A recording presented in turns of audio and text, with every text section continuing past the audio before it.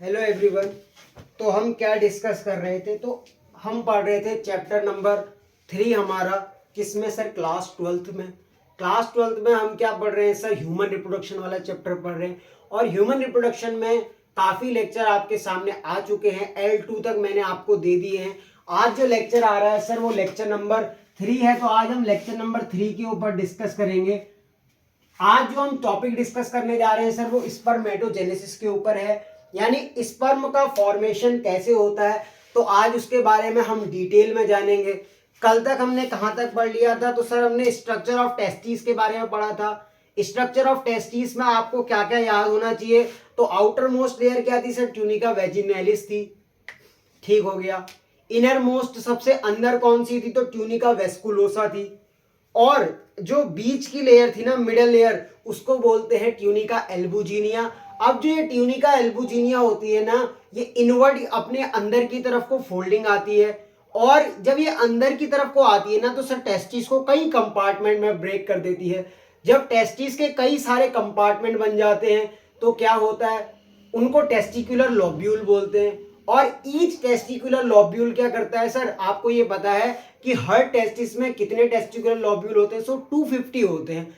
अब अगर प्रत्येक टेस्टिस में 250 टेस्टिकुलर लोब्यूल्स हैं और प्रत्येक टेस्टिकुलर लोब्यूल क्या करता है sir? 1 to 3 highly coiled seminiferous tubules जो होती है ना, उनको रखता है। तो अगर कंपार्टमेंट यानी टेस्टिकुलर लोब्यूल की संख्या 250 है, अगर उसमें 1 to 3 क्या है? सेमिनिफेरस ट्यूब्यूल्स हैं, तो उसकी संख्या जो है 750 तक जाएगी। फिर हमने क्या करा था सर? हमने एक सेक्शन काटा था सेमिनिफेरस ट्यूब्यूल का। तो हमें क्या देखने को मिला? जब बच्चा 6 से 10 साल का था तो उसमें हमें यह पता था स्पर्मेटोजेनेसिस की प्रोसेस चालू नहीं हुई थी। उसमें जो बिग सेल होती हैं उनको हमने सर्टोलाई सेल पढ़ा था। और ये पढ़ा था ना, जो जर्मिनल एपिथेलियम होती है, यानी जो सेमिनिफेरस ट्यूब्यूल्स में जो जर्मिनल एपिथेलियम होती है वो कन्वर्ट होती है सर स्पर्मेटोगोनियम में। अब आपको जो है सेमिनिफेरस ट्यूब्यूल्स की जो सबसे आउटर लेयर है वो ट्यूनिका प्रोप्रिया थी, इसके बारे में पता था। दो क्या कहते हैं सेमिनिफेरस ट्यूब्यूल के बीच में लेडिक सेल पाए जाते हैं, ये भी आपको पता चल गया। फिर हमने क्या जाना सर? हमने ये भी पढ़ लिया कि जब वो बच्चा डेवलप कर रहा था यानी एम्ब्रियोनिक डेवलपमेंट में, तो योक सैक बना। अब योक सैक में क्या होता है? पीजीसी होती है, यानी प्राइमोर्डियल जर्म शेल होती है। तो अगर आपसे पूछा जाए कि यॉर्क सैक क्या बनाने का काम करता है, तो यॉर्क सैक कंटेन करता है पीजीसी। और वो पीजीसी कहां चले जाती है सर? टेस्टिस में चले जाती है ड्यूरिंग एम्ब्रियोनिक कंडीशन। तो अगर आपसे मैं पूछूं स्पर्मेटोजेनेसिस की स्टेज में एम्ब्रियोनिक कंडीशन में क्या होता है, तो आपके सामने ये लिखा हुआ है। जो यॉर्क सैक होता है ना, उसमें सर पीजीसी होता है जो कि प्राइमोर्डियल जर्म सेल होती है, वो टेस्टिस में पहुंच जाती है। और ये प्राइमोर्डियल जर्म सेल जो होती है वो जर्मिनल एपिथेलियम बनाती है और जर्मिनल एपिथेलियम कन्वर्ट हो जाती है स्पर्मेटोगोनियम में। ठीक हो गया। फिर testis of 15 year old boy के बारे में पढ़ा, यानी जो उसकी सेमिनिफेरस ट्यूब्यूल्स का हमने जब सेक्शन काटा तो आपको क्या पता चला कि जो सेमिनिफेरस ट्यूब्यूल काटने के बाद आपको स्पर्मेटोजेनेसिस की स्टेज देखने को मिली, जिसको गैमेटोजेनेसिस भी कहते हैं। जब आपने स्पर्मेटोजेनेसिस की स्टेज देखी तो उसमें क्या देखा? सबसे पहले जर्मिनल एपिथेलियम कन्वर्ट हुआ था सर स्पर्मेटोगोनियम में, जो कि एम्ब्रियोनिक कंडीशन में भी था। फिर क्या हुआ कि आगे ऐसा हुआ कि ये जो जर्मिनल एपिथेलियम था ना, वो कन्वर्ट हुआ था स्पर्मेटोगोनियम में। और जो स्पर्मेटोगोनियम था उसने बनाया था प्राइमरी स्पर्मेटोसाइट। जब प्राइमरी स्पर्मेटोसाइट बना, उससे बना सर सेकेंडरी स्पर्मेटोसाइट। और सेकेंडरी स्पर्मेटोसाइट से क्या हुआ? स्पर्मेटिड्स बने। जब स्पर्मेटिड का फॉर्मेशन हो गया तो स्पर्मेटोजुआ बना। और स्पर्मेटोजुआ क्या ले रहा था सर? नरिशमेंट ले रहा था सर्टोलाई सेल से। अब आज हम जो है स्पर्मेटोजेनेसिस के बारे में डिटेल में पढ़ेंगे, यानी स्पर्मेटोजेनेसिस में जो जो प्रोसेस होती है उसके बारे में हम पढ़ेंगे। आइए आज का जो चैप्टर में जो ह्यूमन रिप्रोडक्शन चल रहा है उसमें जो टॉपिक डिस्कस करना है सर वो स्पर्मेटोजेनेसिस के ऊपर है। तो आज अगर आप लेक्चर नंबर 3 को अच्छे से पढ़ेंगे, क्योंकि कल क्या हो रहा था, काफी डिस्टरबेंस हो रहा था और आपको लग रहा होगा कि मैं बहुत ही स्पीड में पढ़ा दे रहा हूं, तो आज जो है अपनी गति को मैं धीमे रखूंगा, आपको प्रॉपर समझ में आएगा, क्योंकि मुझे नहीं पढ़ना है, ये आपने पढ़ना है।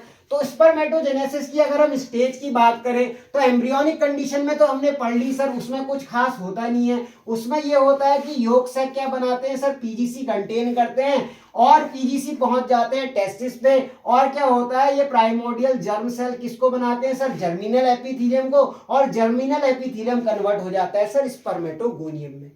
यहां तक आपको बिल्कुल क्लियर है? अगर क्लियर है तो थम्स अप आ जाने चाहिए। आपको जो है समझ में आता है तो लाइक करिए, कमेंट करके बताइए कहां पे दिक्कत है, तभी मैं जो है उसको सुधार कर सकूंगा। आइए आज बात कर लेते हैं सर स्पर्मेटोजेनेसिस की स्टेज के बारे में। तो पहला स्टेज है सर स्टेज ऑफ प्रोलिफरेशन, यानी कि इस स्टेज में क्या होता है ना, जो स्पर्मेटोजेनेसिस की प्रोसेस में जो स्पर्मेटोगोनियम होते हैं वो प्रोलिफरेट करते हैं, मतलब बढ़ने का काम करते हैं। अगर आपसे पूछा जाए कि स्टेज ऑफ प्रोलिफरेशन में जो हार्मोन रिक्वायर होते हैं, अब ऐसा स्टेज चल रही है सर प्रोलिफरेट करेंगे तो हार्मोन भी तो काम आएंगे, तो वो हार्मोन होते हैं सर हमारे एफएसएच एंड जीएच। तो आपको याद रखना है कि फॉलिकल स्टिमुलेटिंग हार्मोन और ग्रोथ हार्मोन जो क्या करते हैं स्टेज ऑफ प्रोलिफरेशन में रिक्वायर होते हैं।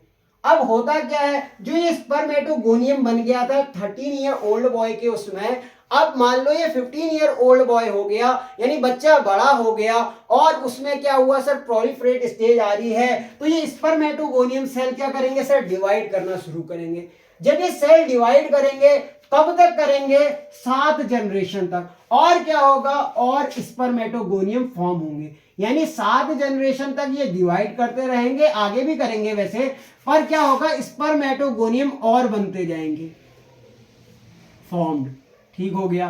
तो 7 जनरेशन तक क्या करा सर, स्पर्मेटोगोनियम सेल ने डिवाइड किया और स्पर्मेटोगोनियम फॉर्म हुए। और ये डिवीजन कैसे होती है सर, माइटोसिस के द्वारा। अब ये माइटोसिस क्या होता है, जब एक सेल डिवाइड करता है तो वो कन्वर्ट होता है 2 सेल में, और दोनों की प्लॉइडी सेम रहती है। माइटोसिस का मतलब क्या होता है सर, माइटोसिस का मतलब होता है समसूत्री विभाजन, अर्थात समान रूप से विभाजन। यानी अगर कोई भी सेल माइटोसिस फॉलो करता है ना, तो माइटोसिस में क्या होता है, उसकी प्लॉइडी चेंज नहीं होती। अगर उसकी प्लॉइडी एन है तो आगे भी एन ही रहेगी, और फिर वो माइटोसिस करेगा तो एन ही होगी। पर अगर उसकी प्लॉइडी 2n है तो वो जब आगे डिवाइड करेगा तो उसकी प्लॉइडी 2n ही रहेगी, अर्थात ये क्या शो करता है सर, समसूत्री विभाजन शो करता है, यानी माइटोसिस फॉलो करता है। तो आपको अगर मैं माइटोसिस की पूरी स्टेज दिखाऊं तो ये पूरा बोर्ड आपको जो है भरा भरा दिख जाएगा, और हम क्या करते रहेंगे सर, माइटोसिस की स्टेज ही दिखाते रहेंगे। होगा क्या, ये 2n सेल जैसे ही डिवाइड करेगा तो ये 2 सेल बनाएगा जो कि प्लॉइडी में 2n 2n होंगे। अब सेकंड वाले ने भी माइटोसिस चालू करी और इसने भी माइटोसिस चालू करी। इसकी माइटोसिस मैं दिखा नहीं रहा हूं क्योंकि पूरा बोर्ड कम पड़ जाएगा और माइटोसिस ही हम दिखाते रह जाएंगे। तो एक एक सेल का मैंने दिखाया कि ये 2n 2n में कन्वर्ट हुआ, फिर थर्ड जनरेशन ने डिवाइडेशन शो करा, फिर 2 सेल बने, फिर फोर्थ जनरेशन से 2 सेल बने, फिफ्थ जनरेशन से 2 सेल बने, सिक्स जनरेशन से 2 सेल बने, 7 से अगेन 2 सेल बनेंगे। ऐसे ही अगर डिवीजन दिखाते रहोगे तो पूरा बोर्ड भी कम पड़ जाएगा। पर आपको क्या करना है, ये याद रखना है कि स्पर्मेटोगोनियम क्या होंगे, 7th जनरेशन तक लगातार डिवाइड करेंगे, प्लॉइडी सेम रहेगी क्योंकि वो माइटोसिस शो करते हैं। माइटोसिस में क्या होता है सर, प्लॉइडी में कोई भी प्रकार का चेंज नहीं आता। आगे बात कर लेते हैं कि अब उसने क्या किया, अपनी प्रोलिफरेट कर ली, यानी अपनी संख्या को बढ़ा लिया। अब क्या करेंगे सर, स्टेज ऑफ ग्रोथ चाहिए, यानी उसने प्रोलिफरेट करा यानी अपनी संख्या बढ़ाई पर ग्रोथ में वृद्धि नहीं करी, मतलब अपनी हाइट को इंक्रीज नहीं किया। अब क्या होगा ना सर, उनको अपनी हाइट को इंक्रीज करना होगा।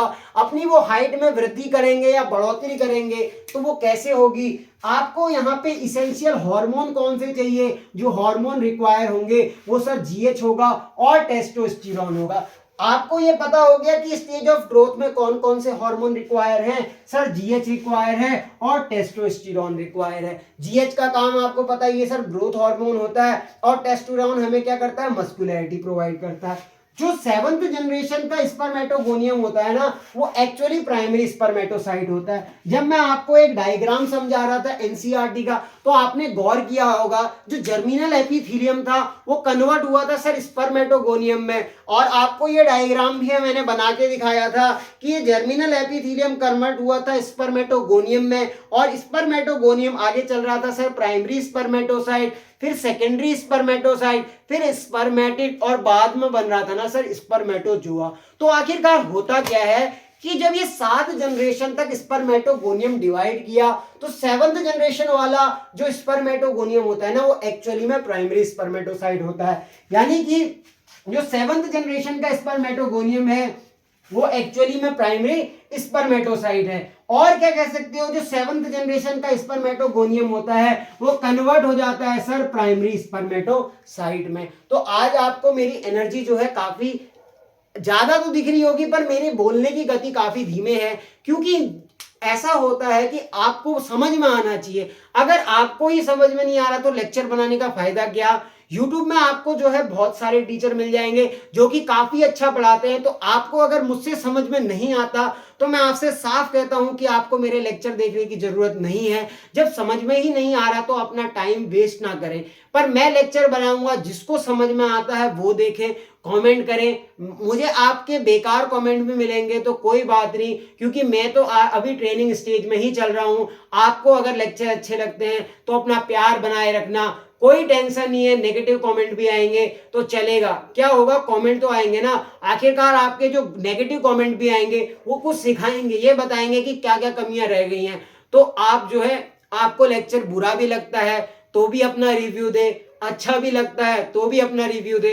आप जो है बताएं कि आखिरकार आपको किस तरह की नीड है, क्या मैं डीपीपी और ज्यादा कराऊं जिससे आपकी प्रैक्टिस और अच्छी हो सके। तो ये कब पता चलेगा सर, जब आप हमें बताएंगे। जब बताएंगे नहीं तो पता कैसे चलेगा। अगर बुरे लगते हैं कोई बात नहीं, आप लेक्चर ना देखें, पर कमेंट में बता दें कि सर बेकार हुआ, या यहाँ पे दिक्कत है, या यहाँ पे आपने स्पीड को तेज कर दिया, यहाँ मुझे समझ नहीं आया, आप इसको दोबारा बना दो। दोबारा भी बना दूंगा मैं, कोई बात नहीं, पर आपको समझ में आना चाहिए। तो होता क्या है ना कि जो 7th जनरेशन का जो स्पर्मेटोगोनियम होता है वो एक्चुअली में क्या होता है सर, प्राइमरी स्पर्मेटोसाइट होता है। और 7th जनरेशन का स्पर्मेटोगोनियम ऐसा भी बोल सकते हो कि कन्वर्ट हो जाता है किसमें सर, प्राइमरी स्पर्मेटोसाइट में। तो आपके ध्यान में क्या होना चाहिए कि जब स्टेज ऑफ ग्रोथ चलती है ना तो उसमें हार्मोन रिक्वायर होता है सर, जीएच प्लस टेस्टोस्टेरोन। होगा क्या कि ये जो 2n वाली प्लॉइडी का जो 7th जनरेशन का हमारा स्पर्मेटोगोनियम था, जो कि क्या है सर, प्राइमरी स्पर्मेटोसाइट है, तो इसको पीएस या फिर प्राइमरी स्पर्मेटोसाइट कुछ भी लिख दो। तो ये क्या होगा सर, ये प्राइमरी स्पर्मेटोसाइट ये नरिशमेंट लेगा कहां से, सर्टोली सेल से। अब ये सर्टोली सेल क्या होते हैं इसके बारे में डिटेल में अभी मैं बताऊंगा। आगे आप पढ़ेंगे, सर्टोलाई सेल के फंक्शन भी पढ़ेंगे। कोई जल्दबाजी नहीं है, आराम से सुनिए लेक्चर को। आप जो है कान में हेडफोन लगाएं, ऐसी शांत जगह पर देखें जहां पर आपको डिस्टर्ब करने वाला कोई ना हो। तो ये क्या करता है, नरिशमेंट लेगा, और प्राइमरी स्पर्मेटोसाइट क्या करेगा सर, ग्रोथ में वृद्धि करेगा। यानी वो खूब सारा नरिशमेंट को इकट्ठा कर लेगा और अपने साइज में इनहांस करेगा। तो क्या होगा सर, इसको स्टेज ऑफ ग्रोथ कहेंगे। तो आपको स्पर्मेटोजेनेसिस की 2 स्टेज समझ में आई। पहली स्टेज थी सर स्टेज ऑफ प्लोरिफरेशन। इसमें होता क्या है ना कि जो हमारा स्पर्मेटोगोनियम होता है वो डिवाइड करता है, 7 जनरेशन तक डिवाइड करता है, माइटोटिक डिवीजन को फॉलो करता है, यानी अपनी जनसंख्या को बढ़ाता है। स्टेज ऑफ ग्रोथ आई, उसमें हार्मोन पूछा सर, जीएच प्लस टेस्टोस्टेरोन। ये करता क्या है, 7th जनरेशन का जो स्पर्मेटोगोनियम होता है वो एक्चुअली में प्राइमरी स्पर्मेटोसाइट होता है, या 7th जनरेशन का जो स्पर्मेटोगोनियम होता है वो कन्वर्ट हो जाता है सर प्राइमरी स्पर्मेटोसाइट में। वो करता क्या है सर, स्पर्मेटोगोनियम सर्टोली सेल से नरिशमेंट लेता है बहुत सारा, और प्राइमरी स्पर्मेटोसाइट अपनी ग्रोथ में वृद्धि कर लेता है। तो आप इन 2 स्टेज को समझो, नोट करो। मैं आपके सामने 3rd स्टेज को एक्सप्लेन करूंगा, तब तक आप इसको जो है नोट कर लो।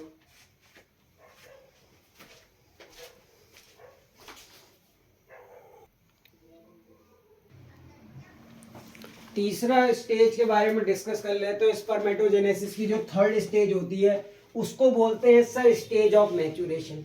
यानी अब क्या होगा सर, जो स्पर्मेटोसाइट थे, यानी जो प्राइमरी स्पर्मेटोसाइट थे ना, उनका सर अभी तक क्या चल रहा था, एक हिसाब से माइटोसिस चल रही थी। अब मैच्योरेशन वाली स्टेज में क्या होगा, पहले तो आइए जान लेते हैं इसमें हार्मोन कौन कौन से रिक्वायर हैं। तो टेस्टोस्टेरोन एंड जीएच। आपको क्या याद रखना है, हार्मोन रिक्वायर याद रखना है, और क्या क्या होते जा रहा है वो याद रखना है। तो स्टेज ऑफ मैच्योरेशन की बात करें तो इसमें मियोसिस होगी सर। मियोसिस क्या होता है? Reductional division. मियोसिस में 2 स्टेज होती है। जब मैं आपको सेल साइकिल एंड डिवीजन पढ़ाऊंगा तो वहां पे मियोसिस की स्टेज भी बताऊंगा।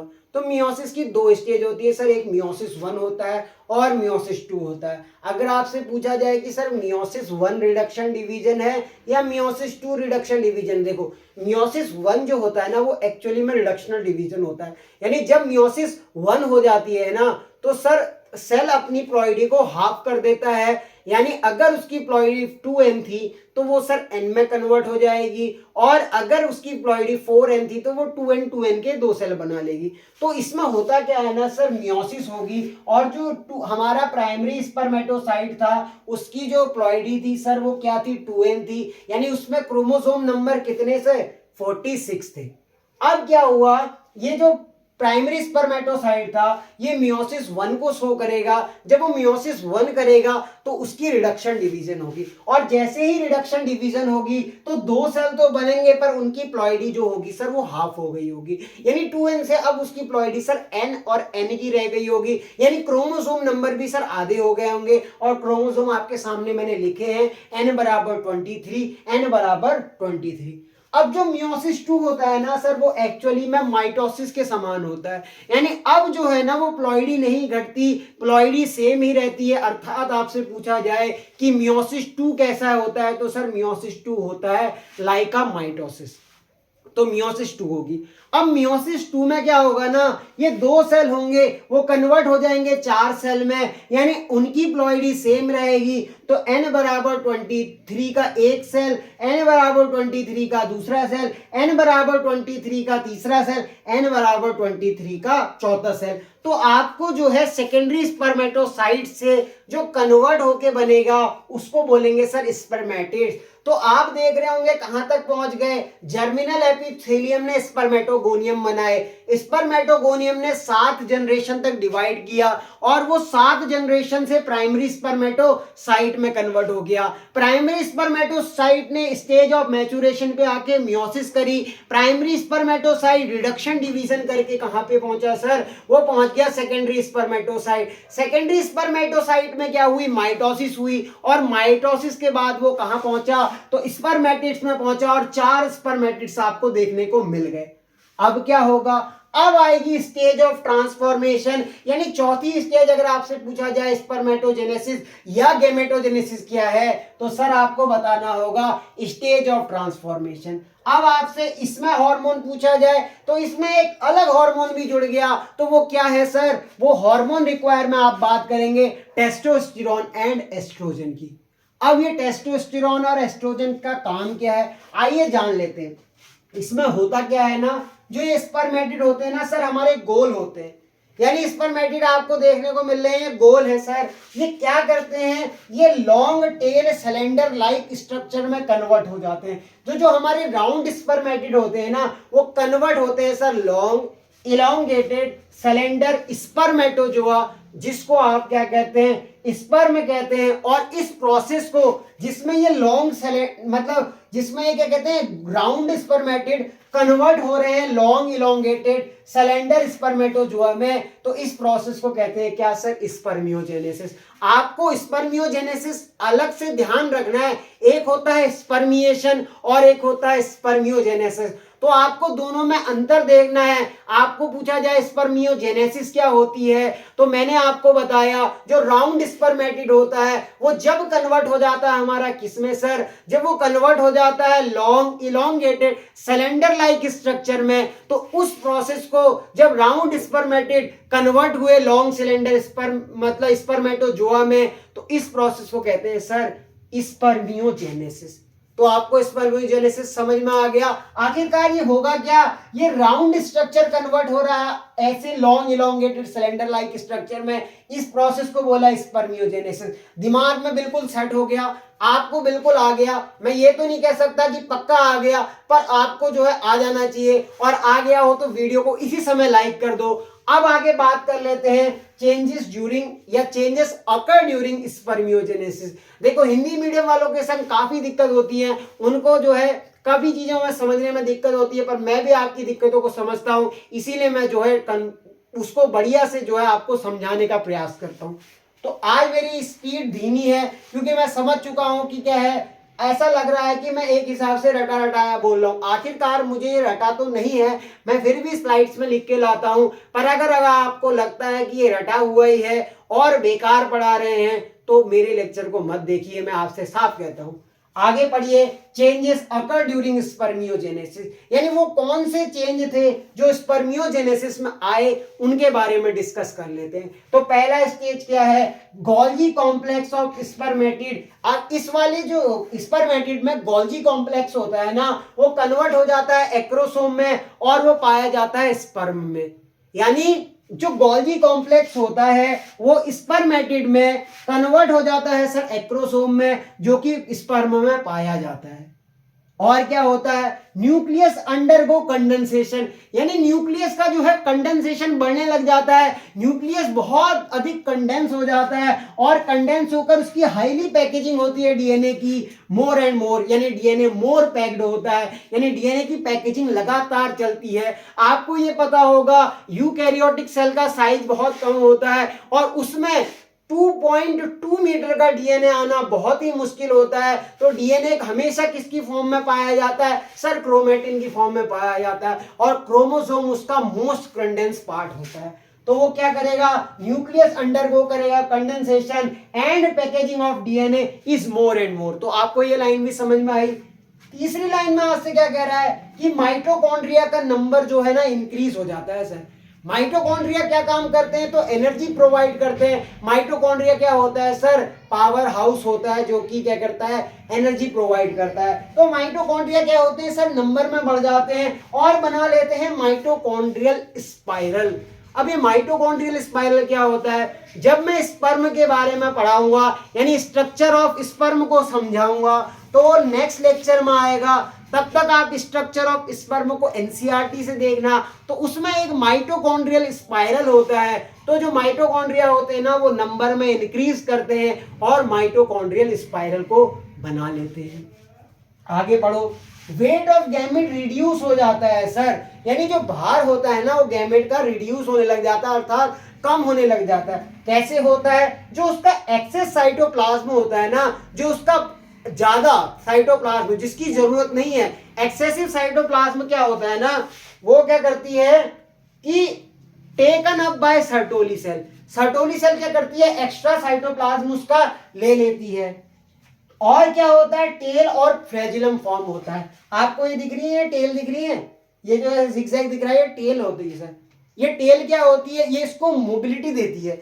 अगर स्पर्म मूव करता है तो वो टेल की सहायता से आगे मूव करेगा, तो वो क्या करती है सर, मोबिलिटी देती है। और टेल और फ्लैजिलम फॉर्म्ड हो जाती है किसमें, जब हमारा ट्रांसफॉर्मेशन की स्टेज चल रही होती है, यानी स्पर्मियोजेनेसिस की स्टेज चल रही होती है। फिर कह रहा है स्पर्मेटोजोआ दैट आर फॉर्म्ड, क्या जो बने थे, then head gets embedded into Sertoli cell, यानी कि जो ये हेड वाला पार्ट है स्पर्मेटोजोआ का वो क्या करता है सर, एम्बेडेड हो जाता है, यानी धस जाता है, उसमें चले जाता है किसमें सर, सर्टोलाई सेल में। तो आपको क्या समझ में आया, स्टेज ऑफ मैच्योरेशन पढ़ा, हार्मोन रिक्वायर्ड देखिए, टेस्टोस्टेरोन एंड जीएच। इसमें होता क्या है सर, मियोसिस होती है। मियोसिस कहती होती है रिडक्शन डिवीजन होती है। अगर मियोसिस 1 हो रही है तो वहीं पे प्लॉइडी जो है हाफ हो जाएगी, जो प्राइमरी स्पर्मेटोसाइट होता है वो कन्वर्ट हो जाएगा सेकेंडरी स्पर्मेटोसाइट में। तो आपसे अगर वो इस तरह के क्वेश्चन पूछ ले कि प्राइमरी स्पर्मेटोसाइट की प्लॉइडी क्या होगी,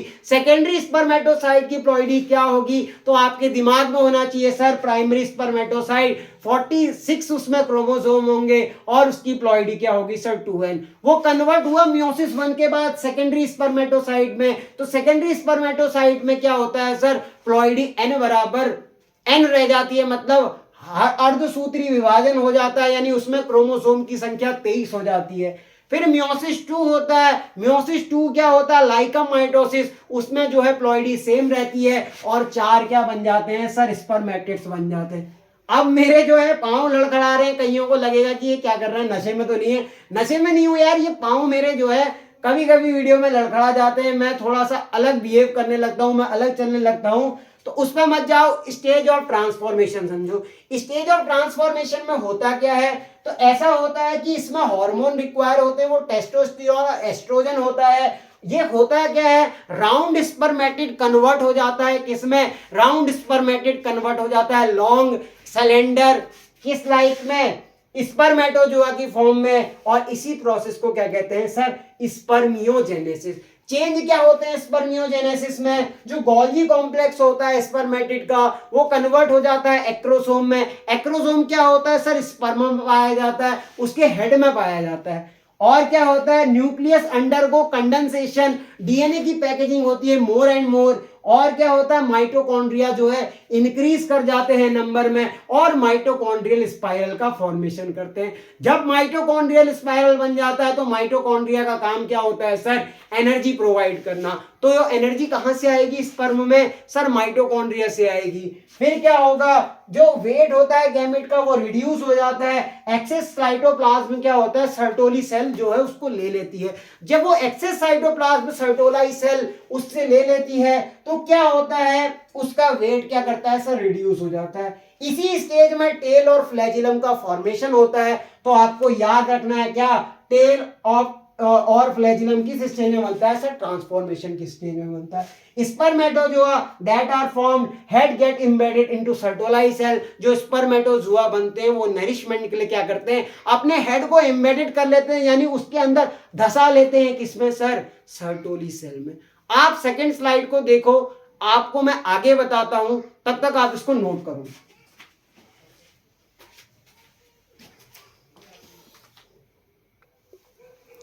तो मैंने आपको क्या बता दिया सर, सर्टोलाई सेल जो होता है या सस्टेंटिकुलर सेल जो होता है ना, उसमें क्या करता है, स्पर्म अपने हेड को एम्बेडेड कर देता है। तो जैसा यहां पे दिखाया था कि सर एम्बेडेड हो जाते हैं।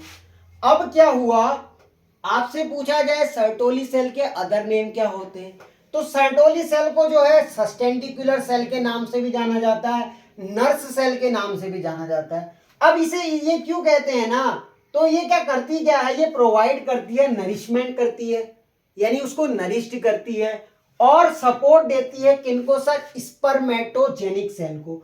अब ये स्पर्मेटोजेनिक सेल कौन कौन से होते हैं, आखिरकार ये हमारे सर्टोलाई सेल, जिसको हम नर्स सेल भी कह रहे हैं या सस्टेंटिकुलर सेल भी कह रहे हैं, ये किसको प्रोवाइड करेगी सर अपना क्या कहते हैं, नरिशमेंट। तो देखो वो स्पर्मेटोजेनिक सेल को करती है। उसमें कौन कौन होते हैं, तो प्राइमरी स्पर्मेटोसाइट आते हैं, सेकेंडरी स्पर्मेटोसाइट्स आते हैं, स्पर्मेटिड्स आते हैं, और स्पर्मेटोजोआ और स्पर्म आते हैं। इतना बिल्कुल क्लियर है, जिसका तुम्हें था इंतजार, जिसके लिए दिल था बेकरार। आप ये पढ़ रहे थे कि स्पर्मियोजेनेसिस पढ़ा, आपने स्पर्मियोजेनेसिस में क्या पढ़ा, स्पर्मियोजेनेसिस वो प्रोसेस होती है जिसमें राउंड स्पर्मेटिड कन्वर्ट हो जाते हैं सर, किसमें, राउंड स्पर्मेटिड्स, नहीं हाँ, राउंड स्पर्मेटिड कन्वर्ट हो जाते हैं हमारे long elongated cylinder like sperm में। अब स्पर्मिएशन क्या होता है, स्पर्मिएशन वो प्रोसेस होती है जिसमें spermatozoa are finally release from Sertoli cell into the lumen of seminiferous tubule. यानी कि वो प्रोसेस जिसमें स्पर्मेटोजोआ फाइनली जो है नरिशमेंट लेकर रिलीज हो जाते हैं, किसमें सर, ल्यूमेन ऑफ सर्टोलाई सेल। जैसा कि आपको फिगर में दिखाई दे रहा है, इन्होंने क्या किया, नरिशमेंट ले लिया, सब कुछ इनके संग हो गया, एक्सेस साइटोप्लाज्म भी रिमूव हो गया, वेट ऑफ गैमीट भी क्या हो गया सर, रिड्यूस हो गया। जब ऐसी सब सिचुएशन आ गई तो इन्होंने अपने हेड, जो कि हमारा सर्टोली सेल में एम्बेडेड था, उसमें से अपने हेड को जो है, फंसे हुए हेड को बाहर निकाल लिया, और कहां आ गए सर, आप इमेजिन करो ये सर्कल के अंदर हो रहा है सब कुछ। एक सर्कल में आपको ऐसा दिख रहा है कि हेड एम्बेडेड था, वो हेड जो है एम्बेडेड वाला निकल के फाइनली ल्यूमेन में आ गया, सेमिनिफेरस ट्यूब्यूल्स के ल्यूमेन में आ गया। इसी प्रोसेस को क्या कहते हैं सर, स्पर्मिएशन। तो स्पर्मिएशन का मतलब बिल्कुल क्लियर हो गया कि ये जो सर्टोलाई सेल में जो स्पर्म एम्बेडेड थे वो कहां आ गए सर, ल्यूमेन में आ गए। अब हम क्या करेंगे, सर्टोली सेल या फिर सस्टेंटिकुलर सेल के फंक्शन देखेंगे, जिससे आपके इस लेक्चर को, आज के लेक्चर को मैं समाप्त करूंगा। स्ट्रक्चर ऑफ स्पर्म आपके सामने जल्द ही आएगा। वो जल्द कब आएगा, तो वो कल आ सकता है या परसों आ सकता है। तो आप इतना सब कुछ नोट करें। मैं आपको जो है सर्टोली सेल के फंक्शन लिखाता हूं, तो बने रहिए लेक्चर में और इसको नोट करिए।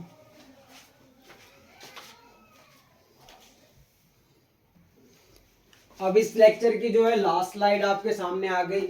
इसके बाद जो है लेक्चर को क्लोज कर दिया जाएगा। अगले लेक्चर में हम स्ट्रक्चर ऑफ स्पर्म को समझेंगे, यानी कि स्पर्म का स्ट्रक्चर कैसा होता है। तो इसके लिए आपको नेक्स्ट लेक्चर का वेट करना होगा। आइए जान लेते हैं फंक्शन ऑफ सर्टोली सेल। तो ये वही फंक्शन है, इसमें से कुछ फंक्शन आप अब तक पढ़ चुके हैं, तो आपको ये फंक्शन बिल्कुल नए नहीं लगेंगे। तो बात कर लेते हैं फंक्शन ऑफ सर्टोली सेल की। इसके ऊपर नीट में भी क्वेश्चन आता है। पहला क्वेश्चन क्या कह रहा है, ईच सर्टोली सेल, यानी प्रत्येक जो सर्टोली सेल होता है ना, वो प्रोवाइड करता है, क्या प्रोवाइड करता है, नरिशमेंट और सपोर्ट। ये तो हमने पहले ही पढ़ लिया। किनको प्रोवाइड करता है सर, स्पर्मेटोजेनिक सेल को। तो अगर उसकी संख्या पूछ ले तो 35 to 50 स्पर्मेटोजेनिक सेल, यानी each Sertoli cell provide nourishment and support कितने को, to 35 to 50 spermatogenic cell. Second point क्या कह रहा है, ईच सर्टोली सेल क्या करती है, प्रोवाइड करती है या सिक्रीट करती है। क्या सिक्रीट करती है, एबीपी। एबीपी बोल रहा हूं, एबीवीपी नहीं बोल रहा हूं। अब कई लोग जो है इसको एबीपी अच्छे से सुनना। एबीपी क्या होता है ना सर, एंड्रोजन बाइंडिंग प्रोटीन, और एक पार्टी होती है एबीवीपी, वो अलग बात है। तो ये क्या करती है, ईच सर्टोली सेल क्या करती है, प्रोवाइड करती है, सिक्रीट करती है क्या, एबीपी, जिसको बोलते हैं एंड्रोजन बाइंडिंग प्रोटीन। ये क्या करती है ना, ये कंसंट्रेट करती है किसको, टेस्टोस्टेरोन को। तो टेस्टोस्टेरोन को कंसंट्रेट कौन करने का काम करता है, एबीपी। अब जो तीसरा पार्ट है वो बोल रहा है जो सर्टोली सेल होता है वो क्या सिक्रीट करता है सर, एरोमेटेज एंजाइम। ये एरोमेटेज एंजाइम क्या होता है, ये टाइप ऑफ एंड्रोजन होता है।